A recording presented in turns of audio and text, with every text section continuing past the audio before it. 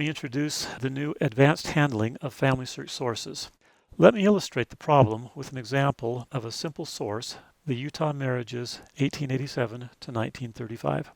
After a brief scan, looking for entries in which a couple of my progenitors were mentioned in this source, I found 5 entries as shown in this table. Notice that Alma Findlay was mentioned as the father of Alma Jr. in the first record, as the husband in the second record, and as the father of the bride in the next 2 records.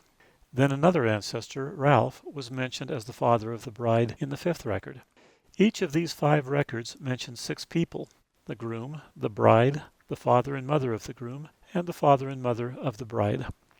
This expanded table shows how the top entry is expanded as it mentions each of the 6 people recorded in relation to this marriage. So by the time I am done documenting all the information from this source, I will have referenced this source 30 times, 6 people times 5 marriage records.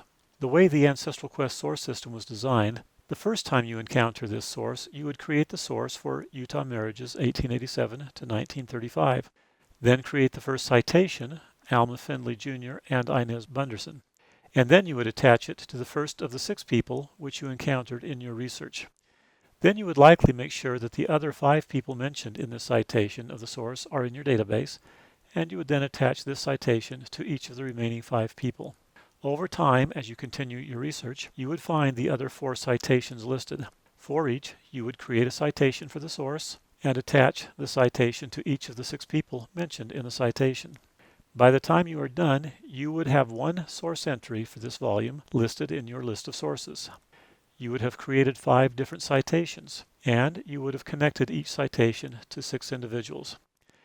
Now let's contrast this with how sources are documented in FamilySearch and how they are downloaded into your Ancestral Quest database. FamilySearch creates a source for each person mentioned in a citation. As you do research with FamilySearch and create sources and connect those sources to individuals, here is a list of the sources created from the marriage record of Alma Jr. and Inez. Note that a separate source is created for each person mentioned in the citation. Each source is a combination of source detail and citation detail, as the source contains the source information, the citation information, and the person referenced in the citation. Once you have completed your research for the 5 marriage records in our example, you will have created 30 different sources in FamilySearch, and you will have downloaded these 30 sources into your Ancestral Quest database. Later, as you try to locate a source in your list of sources, you will likely have trouble finding any of these sources, as they are not alphabetized by the title of the actual source, but rather by the name of the person referenced in the citation of the source. Now, there is nothing wrong with recording sources in this manner, if that is how you prefer to do it. But many users of Ancestral Quest prefer to organize their sources as described earlier, rather than in the way that FamilySearch organizes them.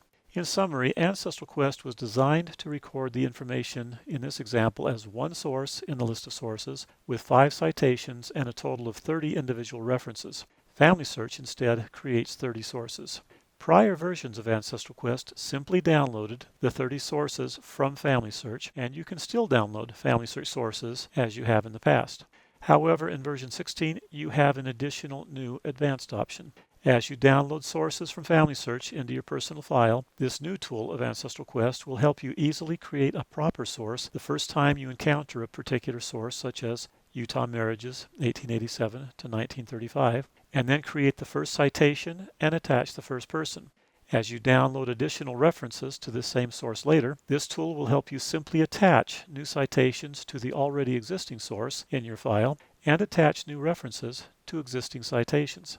Also, if you have already downloaded sources from FamilySearch and thus have dozens, hundreds, or thousands of such sources in your list of sources, this new tool will help you combine multiple references to a single citation and separate citations of a source. After using this tool to clean up the sources you have already downloaded from FamilySearch, you will have a list of sources and citations that fit into the source system initially designed in Ancestral Quest. Again, if you would like more details, there is a separate tutorial on how to use this tool, Advanced Handling of FamilySearch Sources in Ancestral Quest.